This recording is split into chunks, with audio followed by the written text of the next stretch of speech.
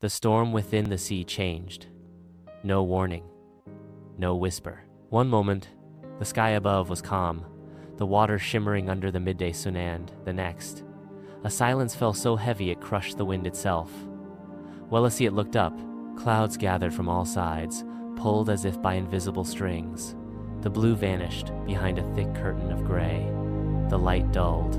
The temperature dropped. Even Kajipuktuk stilled, his massive body sinking slightly, as if to brace for what was coming. Glooskap raised his head slowly. His face was unreadable. "What is it?" Welasiit asked. He didn't answer right away.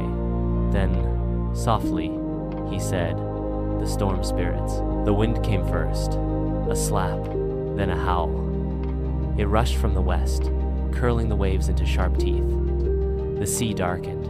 Whitecaps frothed like angry mouths. The sky cracked open, spilling thunder that didn't just shake the air, it vibrated the soul. Kajipuktuk turned eastward, cutting through the rising swells with power and precision. But even he could not outrun what was gathering behind them. Welasiit clung to the whale's back, her arms wrapped tight around the base of his dorsal ridge. Salt stung her eyes. Her hair whipped her face. Every wave felt like a wall. Glooskap appeared beside her, not walking now, but standing in the eye of the wind, his robe alive with motion. "You must ride this," he said. "I don't know how. You must learn now." Lightning cracked across the sky. The waves swallowed them. For hours, maybe days, they were tossed, rolled, spun through endless wind and water. Welasiit stopped trying to stay dry, stopped trying to think. All she could do was hold. All she could do was feel. And inside, something began to shift. Fear gave way to something raw. Anger. Why had she come here? Why was it her job to learn, to carry, to change? She was just a girl from a village that barely let her touch the water. A scream ripped from her throat, half pain, half defiance lost immediately in the roar of thunder. Kajipuktuk dove deep, fleeing a wall of water. Welasiit was thrown forward, barely catching herself. The shell around her neck snapped loose, floating into the sea. No! She dove after it. The sea swallowed her. The cold was immediate, shocking, but not unfamiliar. As she sank, she saw shapes in the water, not eels this time, but memories. Her mother, telling stories by firelight. The village elders shaking their heads, children laughing. Her reflection in the water, wide-eyed, unsure. And then her face twisted in doubt, disappointment, defeat. "No," she whispered. "Not again." She curled inward, not physically, spiritually, and at the center of herself, she found something strange. Stillness. A quiet, golden spark, untouched by wave or wind. It pulsed gently. She wrapped herself around it. The sea stopped fighting. When she opened her eyes again, she was floating gently, peacefully in water that had gone still. Above her, the storm still raged, but inside, she had changed. She no longer fought the storm. She moved with it. Welasiit emerged from the depths, the storm still wild above, but she was no longer a passenger. She was part of it now. She kicked upward through the waves, each stroke not a struggle, but a rhythm. Her body moved in harmony with the sea's chaos, not against it. The lightning cracked like a drum beat, the thunder like a chant. The storm was a ceremony, and she had accepted the invitation. Kajipuktuk surfaced beside her, eyes wide and searching. "I'm here," she whispered, stroking his side. He turned his head and bumped her gently with his snout, relief in the gesture. She climbed back onto his back, dripping, gasping, but anchored. From the heart of the storm, Glooskap appeared once more, standing atop a rising wave as if it were solid ground. His robes were soaked, hair wild, but he was smiling. "You've done it." "I didn't fight it," Welasiit said. "I felt it." He nodded. "You let the sea shape you without letting it break you. That is the power of surrender." The storm began to move on. Not fade, not stop, but shift. The wind's fury dulled into a sigh. The waves, while still vast, grew more measured, like the breath of a tired elder settling after rage. Sunlight began to split through the clouds in slow golden beams.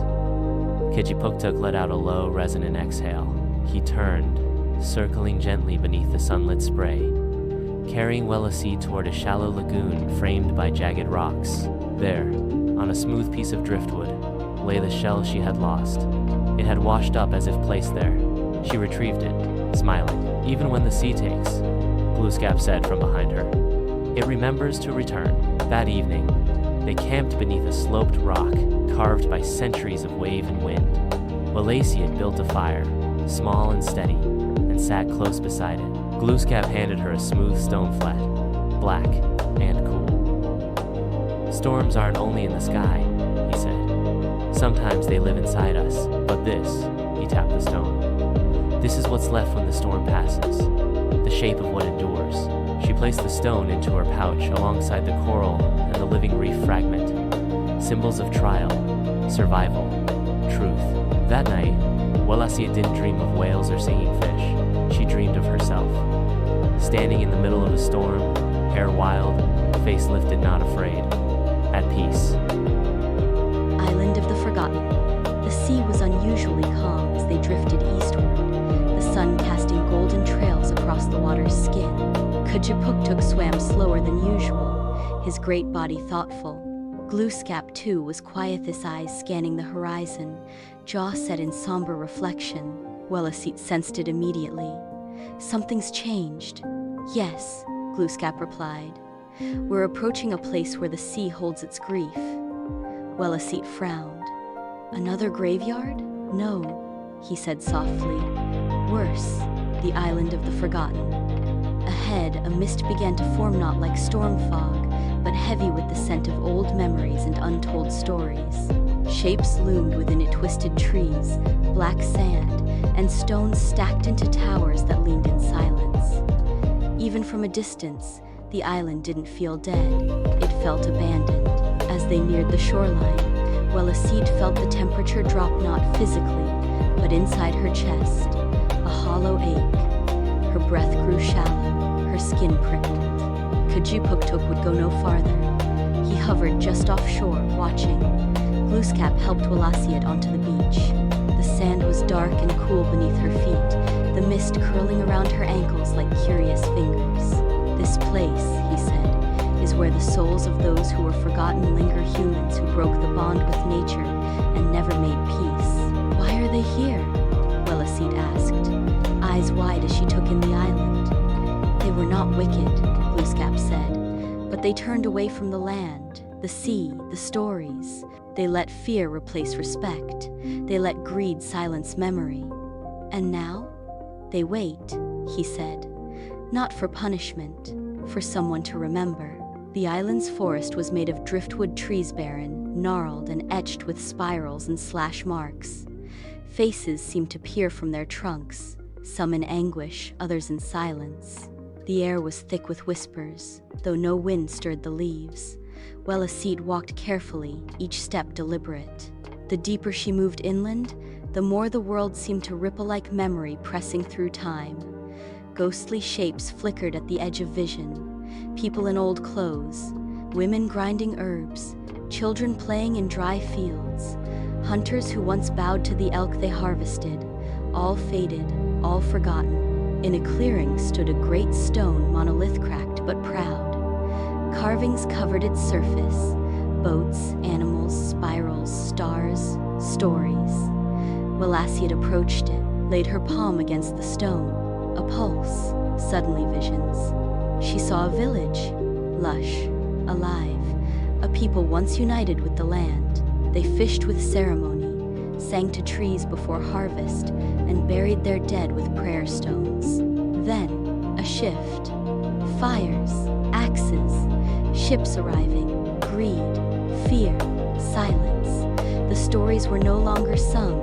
The monolith was buried, the island forgotten. She fell to her knees, overwhelmed by the weight of lost memory.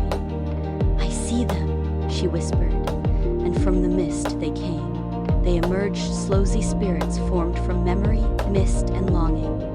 Dozens of them, maybe more, pale shapes of people who once lived in harmony with the land, their eyes hollow with centuries of silence. Welasiit stood slowly, heart pounding. I see you, she whispered again, stronger this time. forward from the crowd. Her hair was braided with dried herbs. Her hands were worn, palms marked with soil. She held nothing, but Welasiit could almost see a bowl in her arms, a forgotten offering. "We waited," the woman said. Her voice was dry wind through branches. "I'm sorry it took so long." "We don't ask for sorrow," another voice said. A man, broad-shouldered, eyes kind despite the gray hue of his face. "We ask for song," Welasiit understood. She pulled the driftwood flute from her satchel, one she had carved during her time at the reef. She had not yet played it. Now was the time. The first note trembled. The second was stronger. She played not a melody from her village, not the chant of the ocean, but something new. A blend of all she had heard and held. The hum of the whale graveyard, the coral's pulse, the echo of her own heartbeat inside the storm. The spirits stilled, and then they began to glow. Soft golden light shimmered from their forms as the music filled the clearing, as if her notes gave shape to memories that had long floated without form. The forest brightened, the carvings on the trees pulsed, even the black sand shimmered with traces of color green and ochre and pearl. Glooskap stood nearby, hands behind his back, a rare expression of pride in his eyes. "You're doing it?" he said quietly. Welasiit didn't stop playing. As the final note faded, the spirits bowed not to her, but to the story she had restored. And then, one by one, they vanished into the trees, into the mist, into peace. The island sighed. It did not speak, but Welasiit felt its thanks. A pressure lifted, a sadness eased. The forgotten had been remembered. Back on the beach, Glooskap handed her a new item for her pucha feather, gray and white, soft but firm. "What is this?" she asked. "The memory of those who came before," he said. "A reminder that forgetting isn't always a betrayal. Sometimes it's just waiting for the right voice to return." She tucked it away. That night, they camped beside a tide pool that glowed with moonlight. Welasiit sat by the fire, carving again. This time, a spirit holding a bowl, a spiral returning to itself, and beside it, she etched her own face as mole, but steady, not forgotten, a rememberer. The breath of the deep. The sun rose without warmth. They had drifted far beyond any islands, far beyond coral reefs, kelp forests, or fishing grounds. The ocean here was unimaginably vast, smooth as obsidian, dark as memory. Even the birds had ceased following them. There were no signs of life, no scent of shore, just water and sky. "This place," Glooskap said, "has no name." Welasiit sat on Kajipuktuk's back, hugging her knees. "Why are we here?" "To listen to the breath of the world," Glooskap answered. "The deep breath, the first one." She looked around. "There's nothing here." "Nothing you can see," he replied, "but everything that matters lives below." Kajipuktuk let out a low, mournful call. The water trembled, and then he dove slowly, reverently into the deep. Welasiit held tightly, her ears filling with pressure, her heart pounding. The surface vanished, light vanished. Even Glooskap remained above. They descended into darkness. But it wasn't empty. It was full of silence, full of memory, full of breath.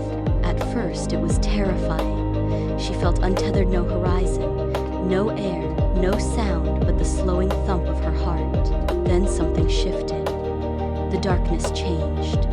She felt a pulse, not inside her, but around her. A rhythm, the breathing of the ocean. In, out, slow, eternal. It filled her ears, her chest, her bones. It was not a sound, but a knowing. The deep sea, older than stars, was breathing, and she was part of it. Kajipuktuk stopped moving. They floated in absolute stillness. No currents, no movement. Time collapsed. Then visions, not of people, not even of animals, of cycles, birth, growth, decay, rebirth.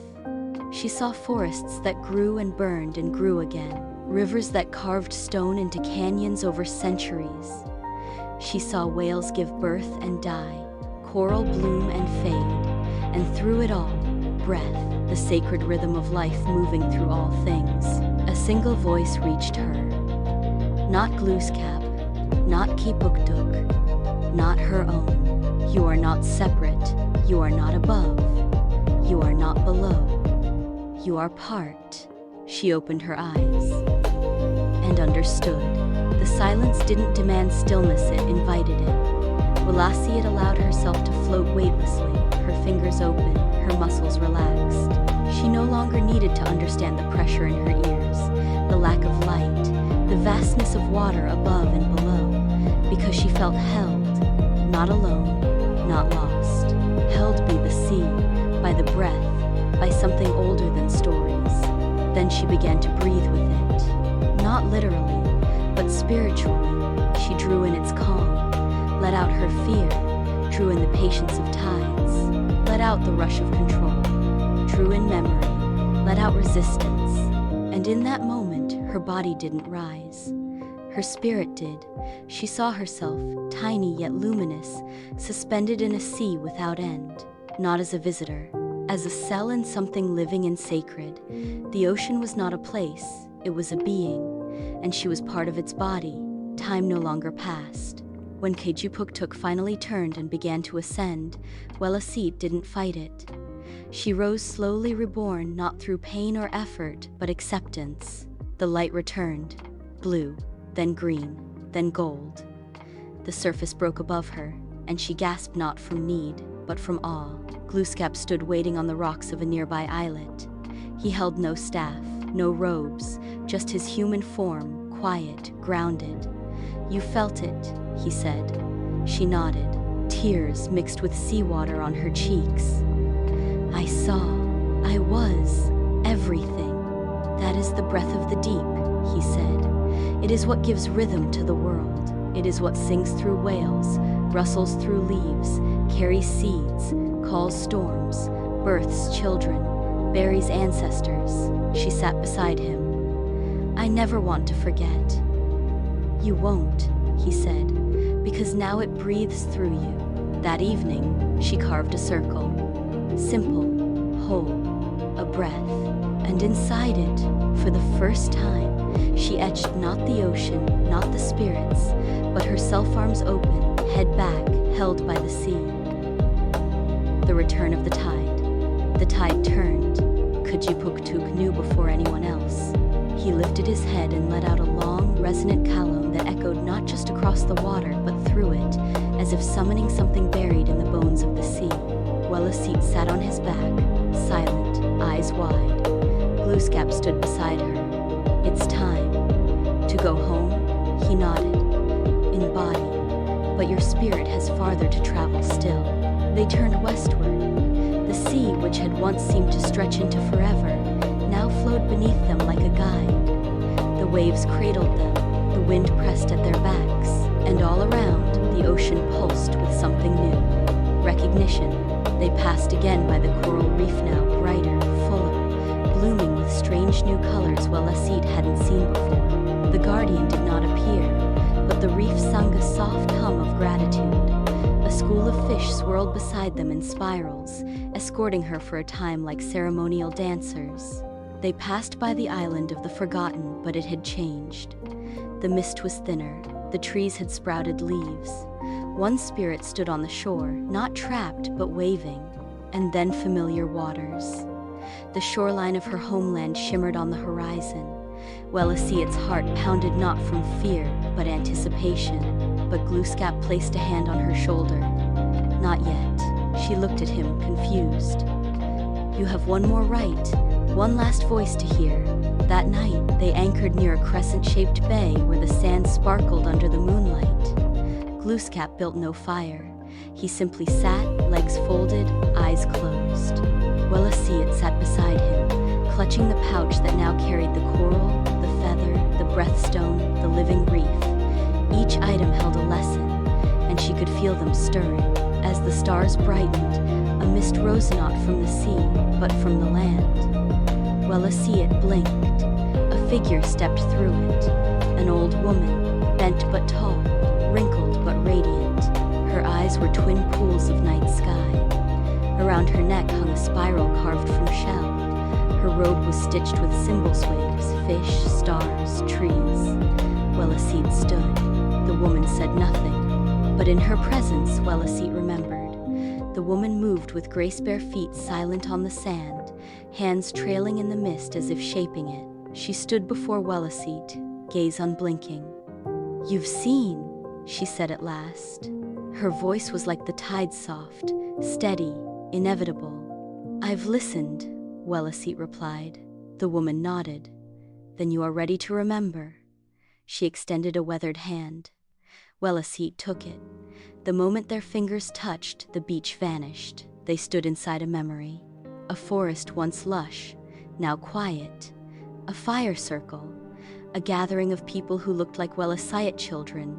Elders, hunters, singers. One woman stood in the center, hands lifted to the moon. The old woman.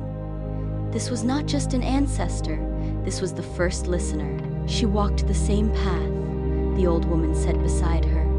She sang to whales, healed coral, passed through storm and silence, as did the ones before her. Welasiit turned to her. There were others? Always, one in each generation, until silence came. Until me, the woman smiled. You reopened the breath, you answered the tide. The vision faded. They were back on the beach, the mist now glowing softly. I don't know what to tell my people, Welasiit whispered. I've changed. I've seen things they may not understand. You don't need to convince them, the woman said. Just be. That will be the story. She reached into her robe and pulled out a final item, a small seed, dark and round. What is it? Welasiit asked. The memory of your people. Bury it where the land still listens. Welasiit held it close. The woman stepped backward, fading into the mist. You are not the end, she said.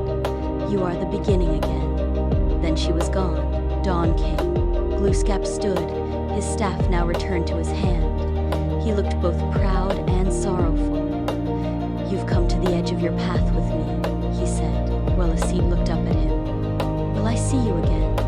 Whenever you truly listen, he said, you'll find me. Kijipuktuk let out one final kalom, low, filled with love. Then he turned, and with a slow dive, disappeared beneath the sea. Welasiit stood alone on the sand, but she didn't feel alone. She felt full. She walked toward her village. Not as the girl who left, but as the one who had returned. Keeper of the waters. The village looked the same, but Welasiit had changed. Children still played near the shore, their laughter mixing with the calls of gulls. The elders sat in the shade, weaving baskets, speaking in hushed tones. The sea gently lapped at the rocks, unbothered, unchanged. But beneath the stillness, she could sense the disconnection, how the people had grown used to surviving next to the sea, rather than with it. She stepped onto the path that led home, her bare feet tracing familiar dust. Some recognized her immediately, others stared.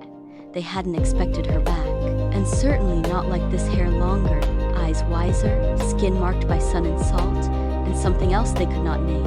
Her mother was the first to break from the crowd, arms outstretched. Welasiit ran to her and held her tightly. I thought you were lost, her mother whispered. I was, Welasiit replied, and then I listened. She opened her pouch and placed the coral fragment into her mother's hand. For the water, she said, then she gave the breathstone to the elders. For when fear clouds your mind, the feather she offered to the children. So you remember the ones who came before, and finally the seed. She held it to her heart. This one would wait. That evening, the villagers gathered. They asked no questions at first. They simply sat and watched as Welasiit stood by the fire. The tide was out, the stars blinked above. She told no story. Instead, she sang. The melody was quiet at first, more feeling than music. But it grew, unfolding into the whale's call, the coral's hum, the dolphin's chirp, the silence of the forgotten, the breath of the deep. One by one, the villagers joined her, not in words, but in rhythm. Some drummed the earth, others hummed along. Even the children sat quietly, listening with new ears. the sea rose. As the villagers sang, something began to shift, not visibly, not loudly, but deeply. For the first time in generations, the people didn't simply observe the sea, they joined it. Their voices matched its rhythm. Their breath fell into the pattern of the tides. And the ocean responded. Waves lapped closer. A school of fish circled near shore. Even the wind held still, listening. Welasiit stood among them, no longer the girl who had wandered, no longer the girl who questioned. She was the keeper now, of stories, of sorrow, of healing, of rhythm. And her gift was not what she had seen. It was what she could bring back. Days passed, then seasons. The reef beyond the bay grew richer. The whales returned in larger numbers, singing songs not heard in decades. Children began to leave offerings again, bits of shell, carved wood, small songs whispered at dusk. Welasiit spent her time teaching not by command, but by presence. She taught how to listen to water, how to breathe with the earth, how to remember. One morning, she walked to the edge of the cliff where it had all begun, the place she'd stood when Glooskap first appeared. She held the seed in her palm. The air was quiet, the tide was low, the land felt awake. She knelt and placed the seed in the soil, not near the village, not on a grave, but in the open, where sea met sky, where wind touched both water and tree. She covered it gently and whispered, "Begin again." Behind her, the children waited, watching, not asking why, but ready. And in their eyes, she saw it. The spark that had once lived in her passed on. The journey would continue, not as hers alone, but as theirs. That night, as the stars blinked into place and the waves shimmered with bioluminescent trails, Welasiit opened her driftwood journal one last time. She carved a girl, a whale, a spiral, a seed, and Welasiit's open hands, to give, to carry, to keep. Epilogue. The water remembers years past.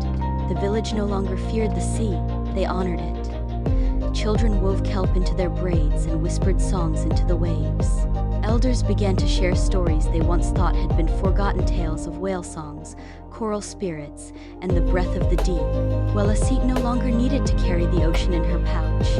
It lived in the way she walked, the way she listened, the way she led. The reef beyond the bay bloomed with new colors.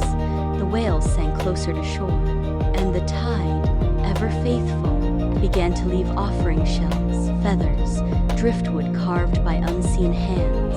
One day, at the edge of the cliffs where her journey began, a single sprout broke through the soil. The seed had taken root. It grew slowly, quietly, but with deep purpose. Its leaves shaped like spirals, its stems strong like memory. No one knew what kind of tree it would become, but everyone knew why it grew. Because someone remembered, and because of that remembering, the water remembered her. Moral of the story: the power of listening, true understanding begins with silence. Welasiit's journey teaches us that the earth, the sea, and even our own spirits speak not in words, but in rhythm, breath, and memory. To hear them, we must quiet ourselves and listen with intention. Connection over control. Nature is not something to be tamed or conquer. It is something to live with. The health of our world depends on remembering that we are not separate from the land or the sea. We are part of them. Legacy lives in stories. What we forget is lost. What we remember, we protect. Welasiit becomes a keeper not through knowledge alone, but through carrying the memory of her journey and those who came before her. Healing begins within. Before Welasiit could heal reefs or understand ancient spirits, she had to face her own fear, doubt, and grief. Her journey shows that personal growth is inseparable from the healing of the world around us. Each generation has a role. We all inherit both wounds and wisdom. Welasiit's transformation marks the passing of sacred responsibility to a new generation. The story calls on all of us to find our role in the larger cycle of renewal and respect.